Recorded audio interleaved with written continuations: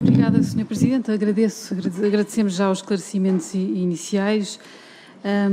Nós, de facto, estamos aqui à volta das desvalorizações, mas antes de entrar aí, só muito rapidamente, para fecharmos a questão do documento, ele foi pedido para fazer por quem? Pelo que nós percebemos, foi aprovado a 15 de janeiro, o tal lá, o documento de autoavaliação da CMVM, a 15 de janeiro, em janeiro de 2015, e por que razão é que ele não foi partilhado até agora? É uma dúvida que nós temos, já agora, esclareça isso. Mas uma outra, que conclusões é que tira daquela informação e como é que essas conclusões tiveram impacto na sua ação como Presidente da CMVM?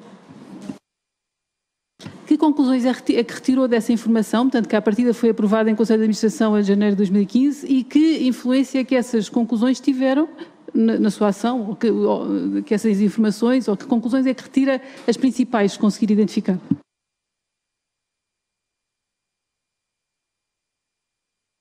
Peço desculpa. Muito obrigada pela questão, porque de facto convém clarificar aqui alguns aspectos. Esse relatório foi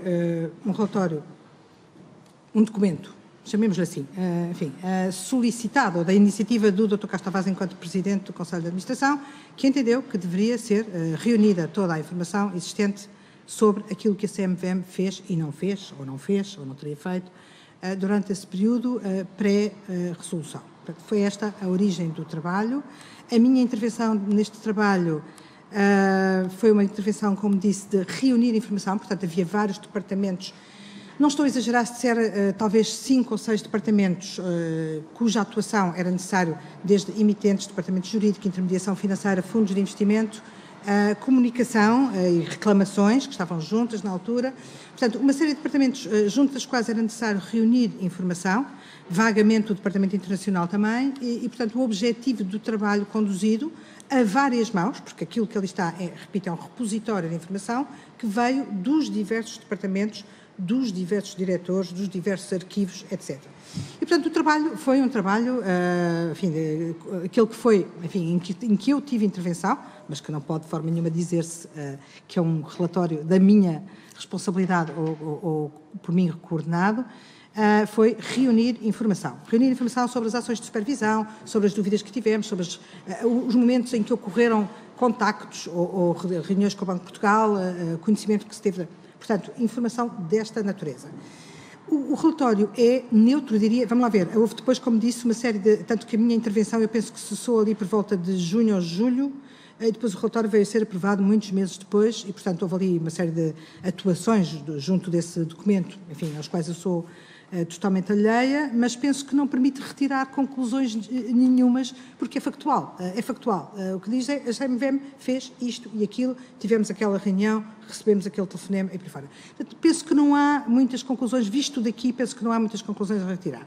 Agora, se me perguntam, e obrigada pela questão, como é que, enquanto Presidente da CMVM, olho para trás? Não concretamente para aquele documento, não é isso, enfim, que muda ou que marca a minha atuação enquanto Presidente da CMVM, mas posso dar-lhe nota, e por isso agradeço a questão, que nada do que se passou para trás, na resolução do BES, no novo banco, nos diversos dossiês difíceis, além deste, pelos quais a CMVM e todos nós e o país passou, não houve nada disso que deixasse de ter reflexo naquela que é a abordagem de regulação e supervisão que hoje a CMVM tem. E, portanto, a experiência passada, mas sobretudo um posicionamento de observação de tudo o que aconteceu e das razões pelas quais aconteceram as mais diversas coisas, leva-nos hoje a um posicionamento que é, por um lado, de revisão integral da regulação, no sentido de introduzir as alterações que sejam necessárias, não só no sentido de simplificação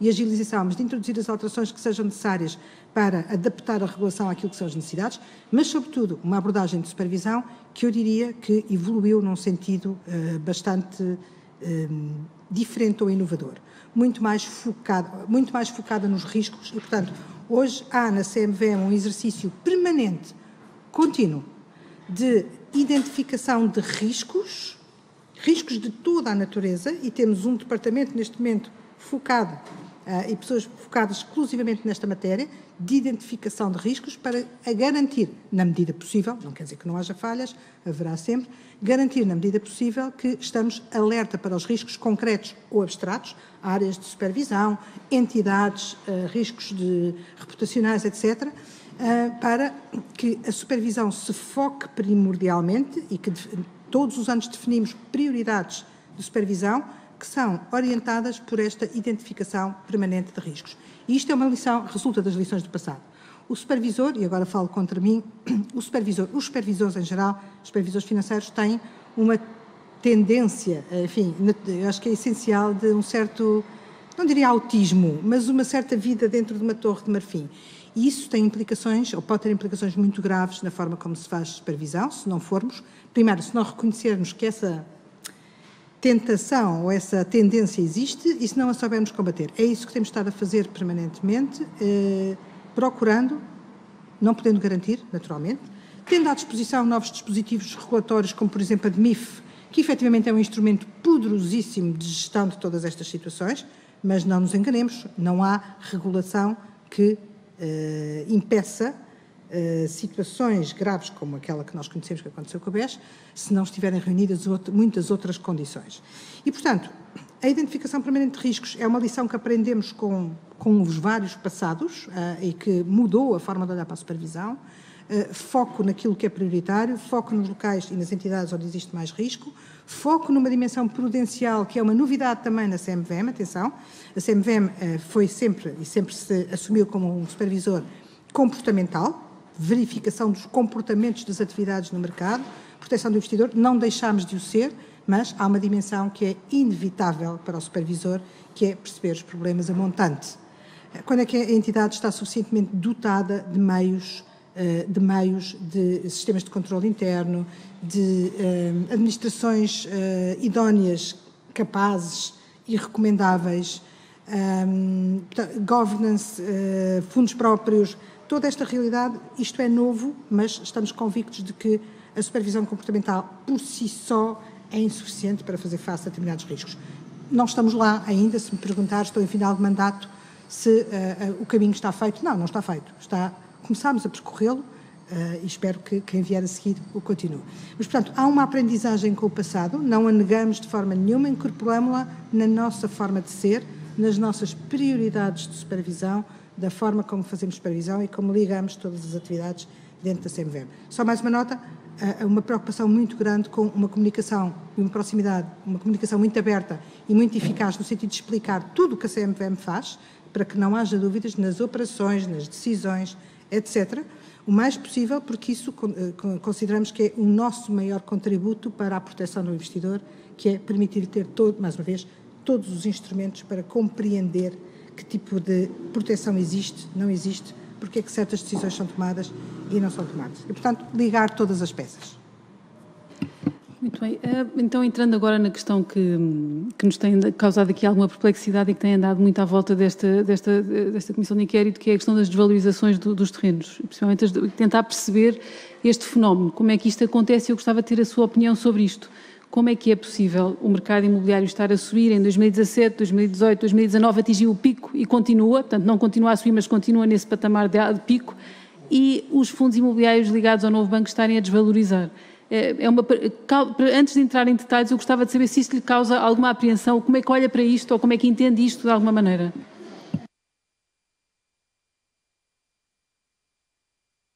Obrigada. Não diria que são factos surpreendentes, mas são factos, naturalmente, que suscitam a atenção do supervisor, como suscitaram a atenção desta comissão de inquérito e de muitos outros portugueses. E, portanto, nessa medida, e mais uma vez, a CMVM procurou compreender essas razões. E, portanto, houve uma preocupação de verificar se existia efetivamente ali algum elemento, sobretudo do lado das sociedades gestoras, repare, porque é essa a nossa base de incidência, que merecesse alguma correção. Quando há um novo banco a valorizar de uma determinada forma ativos que estão valorizados pelas sociedades gestoras de fundos de investimento de outra forma, a CMVM, enquanto supervisora das sociedades gestoras de fundos de investimento, preocupa-se em saber se há ali uma ou sobrevalorização que pode ter consequências graves para os seus investidores. E, portanto, sim, não deixamos de fazer o nosso trabalho de casa.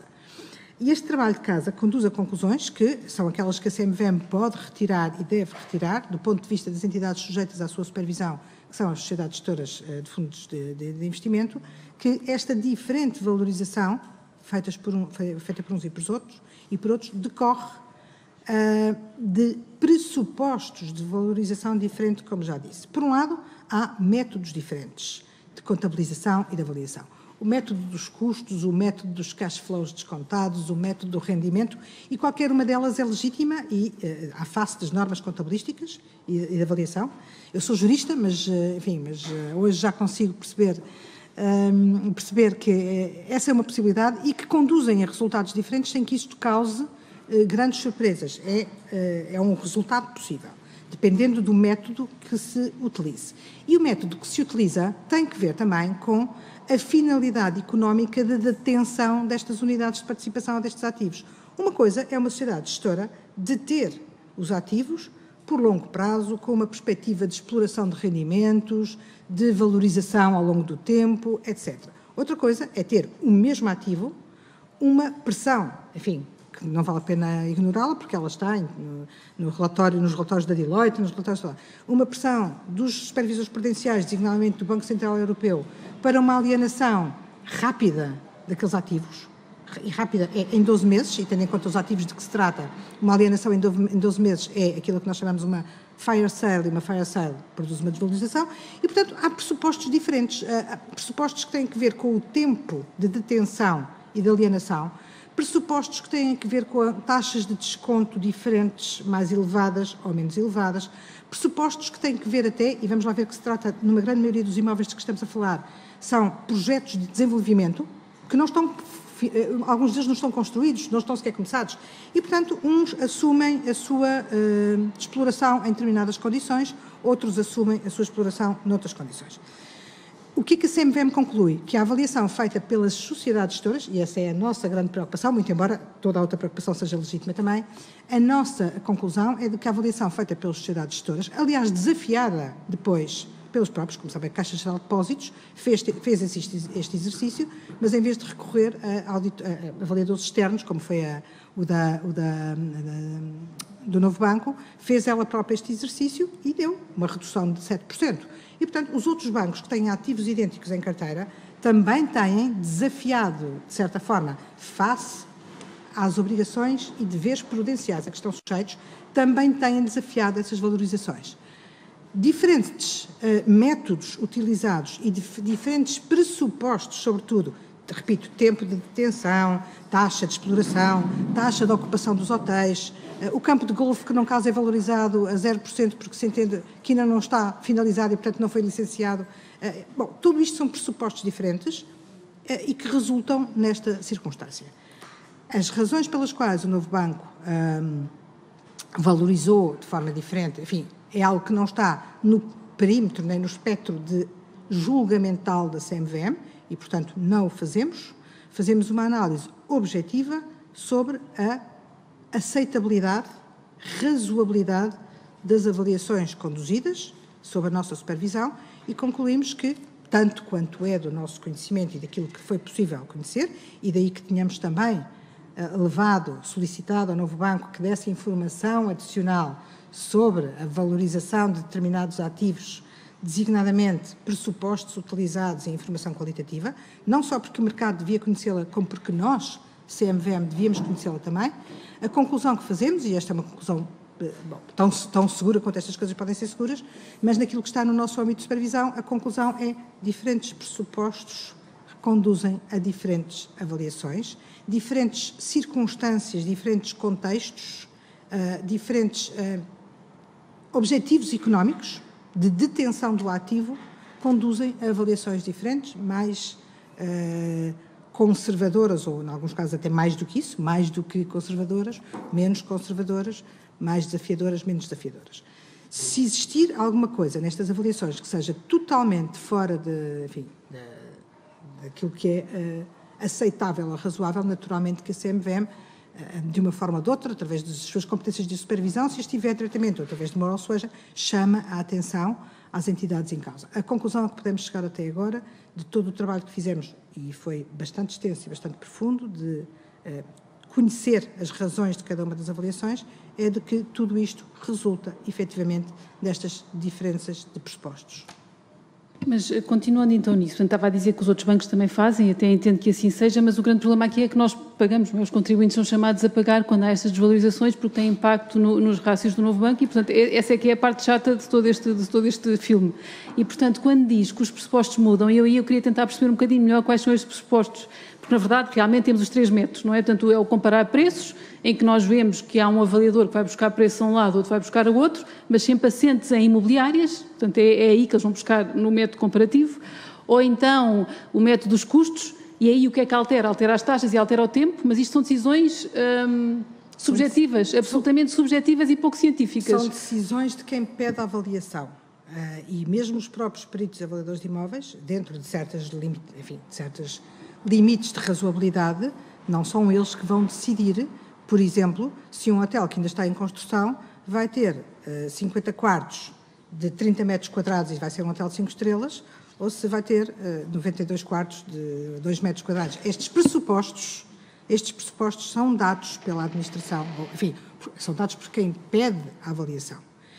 E quando pede exemplos, enfim, eu já dei alguns, mas volto a dizer, o elemento fundamental de diferenciação dos resultados da avaliação tem a ver com a função económica da detenção da participação ou do imóvel ou da unidade de participação e o tempo de detenção. Esta pressão, vamos lá ver uma coisa, enfim, eu não queria muito entrar por aí porque esta é definitivamente matéria que não tem que ver com a CMVM e, portanto, nós não devemos pronunciar-nos sobre isso, mas a partir do momento em que há uma indicação do Banco Central Europeu, por exemplo, do regulador prudencial, no sentido de alienação urgente, rápida, de ativos imobiliários ou de ativos não produtivos, os chamados NPLs, claro que uma pressão para venda, se tivermos um apartamento para vender numa semana, claro que o vendemos em pior, a não ser que tenhamos muita sorte, do que se tivermos 2 anos para o vender.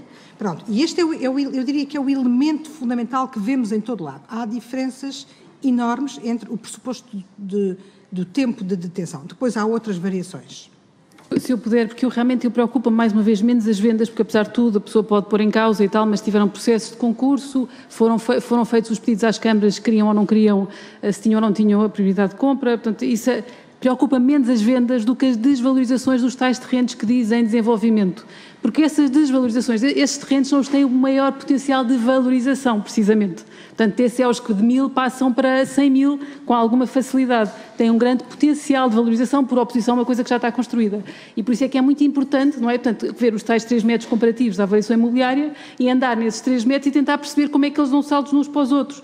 Eu própria posso dar algumas das minhas apreensões sobre aqueles que eu consegui ver. Eu não vi destes 6 fundos de reestruturação, só tenho este comunicado do novo banco, destes 6 fundos, mas gostava de ver das avaliações por trás de cada um destes projetos para tentar perceber como é que são esses saltos de metodologias. Mas um que eu vi, por exemplo, que é o da Artelaria 1, não há nenhuma, portanto, eu não consigo ali nas avaliações imobiliárias dos peritos independentes ver nenhuma justificação para aquele terreno passar de 206 milhões em 2017 para 150 milhões em 2018. Portanto, é para...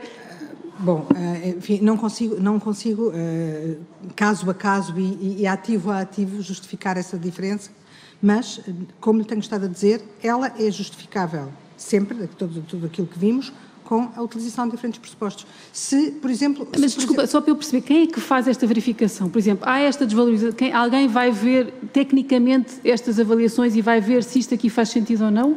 Porque está a dizer que não consegue ver caso a caso, mas eu admito que a CMVM veja isto. Não, a CMVM, o que vê, vamos lá ver, a função da CMVM é verificar, primeiro, se a informação que é dada aos investidores é informação completa, no sentido de lhes permitir juizar aquilo que ali está. E essa informação completa é informação sobre a avaliação que é conduzida e, quando necessário, de acordo com as normas de contabilidade, os tais pressupostos da avaliação, que é, como disse, aquilo que nós pedimos recentemente ao novo banco para fazer, relativamente a um conjunto de ativos, precisamente porque a desvalorização era expressiva, por um lado, e tinha sido conduzida com base em avaliações feitas por entidades terceiras. A CMVM não faz e não tem a competência de fazer uma avaliação caso a caso, ativo a ativo, de todos os ativos para saber, vamos lá ver, nem há um padrão. Pode haver situações de total desrazoabilidade ou de total afastamento do padrão, digamos assim.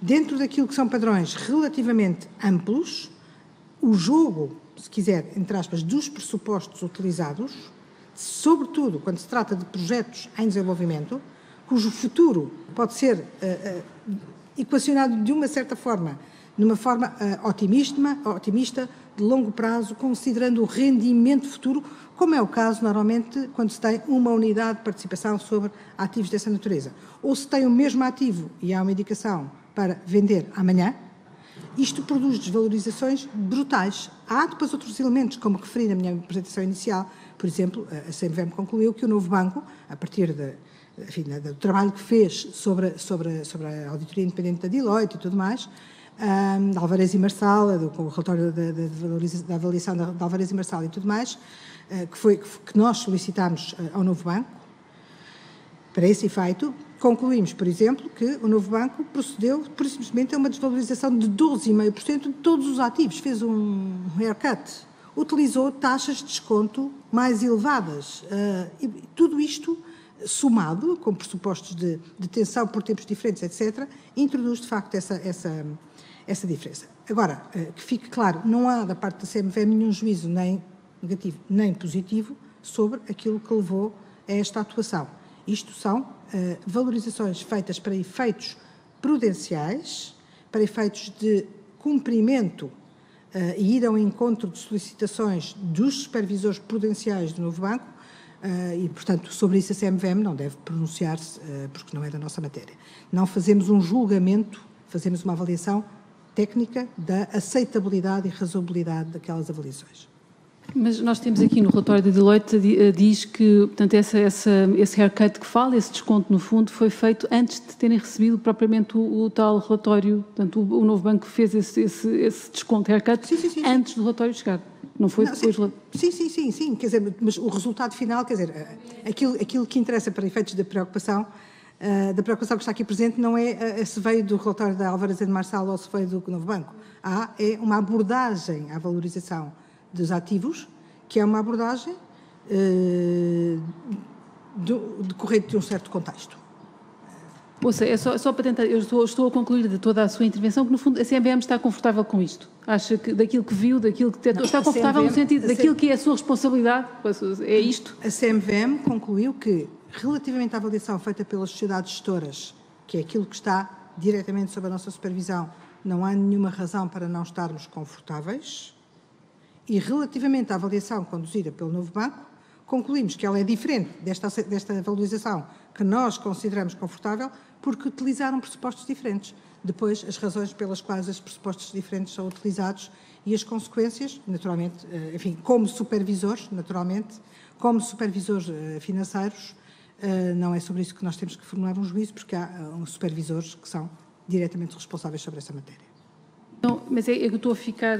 O meu problema é que eu sei o que são esses pressupostos diferentes e, fundamentalmente, nos terrenos de valorização, são questões urbanísticas, são as grandes. Depois há outras que são intuitivas e subjetivas da parte dos próprios avaliadores, dos tais peritos independentes. E, portanto, eu se calhar vou abrir-lhe aqui uma secção de perguntas, o que conseguir sobre as próprias ações dos peritos independentes. Sobre a ação dos peritos independentes, porque, de facto, é muito subjetivo. Ouça, há aqui um relatório, portanto, é o que eu tenho estado a ler, são precisamente estes relatórios de avaliação dos vários terrenos. Na realidade, o Rio Frio é outro exemplo, em que passa do método comparativo, do método de custos, para o último relatório, onde passa de 60 milhões para 15 milhões, rentabilidade agrícola. Porque, em teoria, passa de rústico para urbano, que não é verdade, porque aquilo, não há nenhuma alteração urbanística. Ou seja, há aqui detalhes que me atrapalham e eu estou a tentar perceber se alguém está a olhar para isto e eventualmente, não. Tem que só ter... Eventualmente, não. Ouça, estou a perceber da sua conversa que eventualmente não. Mas a questão, veja lá a nossa perspectiva. Portanto, os contribuintes vão entrar com chamadas de capital na desvalorização destes terrenos, que são terrenos que nós sabemos têm uma valorização imensa, porque estão em desenvolvimento urbanístico e têm metros quadrados de construção aprovados. Portanto, o potencial de valorização destes terrenos é enorme. Não é a mesma coisa do que uma casa construída. Uma casa que está em construção tem o maior potencial de valorização. Nós entramos na desvalorização e não vamos estar lá na valorização. Pode-me dizer, este terreno não há, mas não temos que ver os terrenos. Depois é que eu tenho estado a ver os terrenos. A herdade do Pinheirinho, o terreno das Amoreiras, a Matinha, a herdade do Rio Frio. Eu tenho estado a ver os terrenos. Por isso é que me está a fazer uma certa apreensão quem é que é a pessoa ou ninguém olha para isto e é assim, pronto, e ouça, se calhar chegamos à conclusão que ninguém olha para isto e é assim, nós agora temos que pôr, e quando eles ganharem, ganharam, e até pode ser tudo legal, está toda a gente a fazer o seu papel, mas há aqui qualquer coisa que não faz sentido. Sra. Deputada, aquilo que lhe posso dizer é, dizer que ninguém olha para isto não é verdade, acho que todos olhamos, olha a CMVM, ou seja, mas olha e está confortável com isso. Ou seja, está a dizer, estou a perceber que está a olhar, desculpe, que eu sinceramente estou a perceber que está a olhar, não estou aqui a fazer um juízo de... Estou a perceber que está a olhar, está-me a dizer que viu tudo, leu o relatório, acha que está tudo certo e, portanto, olha, nós agora pagamos e quando eles... Vamos lá ver, a CMVM tem competências de supervisão sobre a valorização dos ativos pelas entidades que estão sob a sua supervisão. E, portanto, como comecei por dizer, o nosso foco de preocupação é aquilo sobre que nós nos devemos preocupar, com que nós, e não veja aqui uma atitude burocrata, nem de segregação das realidades, não é de tudo isso. Mas há regras, enfim, de distribuição de competências, e aquilo que nos cabe é olhar para a valorização feita pelas sociedades gestoras de fundos de investimento e perceber, e devo dizer-lhe até que foi a nossa primeira preocupação, saber se deste lado não haveria alguma hipervalorização que merecesse uma atenção da nossa parte. E sobre essa parte, tanto quanto é possível conhecer, vamos lá ver, não quero fazer aqui afirmações radicais e finais, mas, tanto quanto é possível conhecer e da análise que foi feita, e foi uma análise relativamente fina, estamos confortáveis com esse facto, com a avaliação feita pelas sociedades gestoras. Relativamente à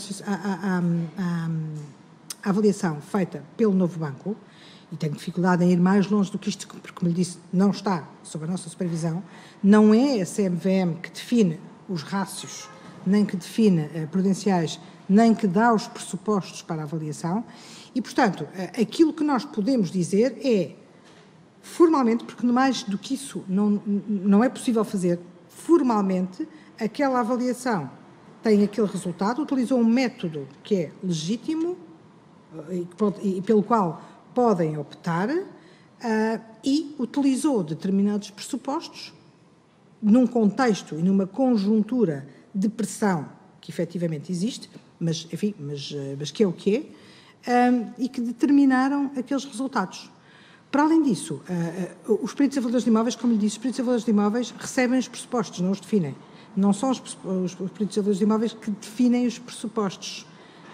Quem solicita uma avaliação define quais são os...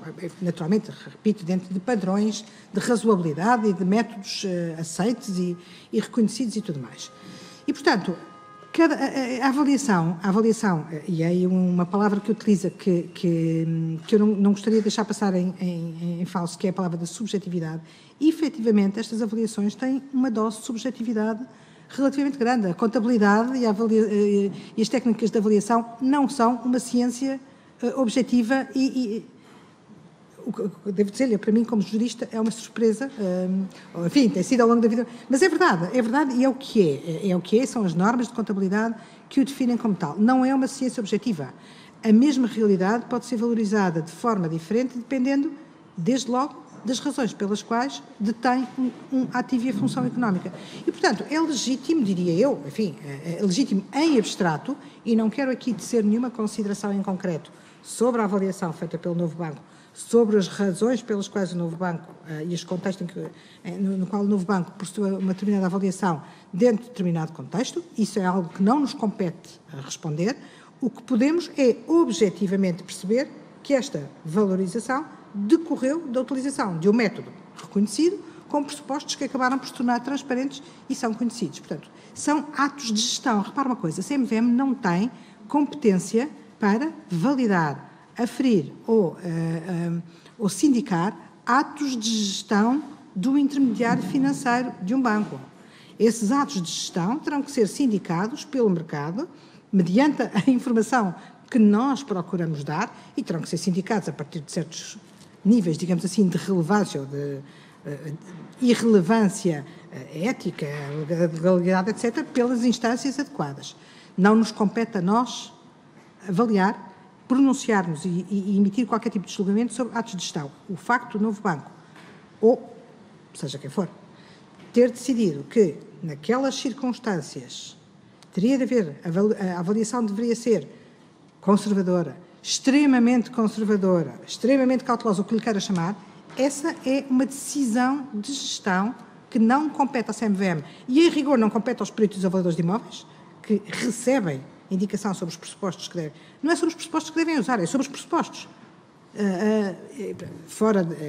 Dentro de padrões de razoabilidade, não compete à CMVM validar ou sindicar esses atos de gestão. É de atos de gestão, decisões de gestão que estamos a falar, verdadeiramente. E, portanto, quando pergunta quem é que decide isto, no limite, a administração que solicita a avaliação e define quais são os pressupostos. As razões e as condições e o contexto em que o faz são as que são, e sobre isso também não nos cabe pronunciarmos, é uma determinada realidade.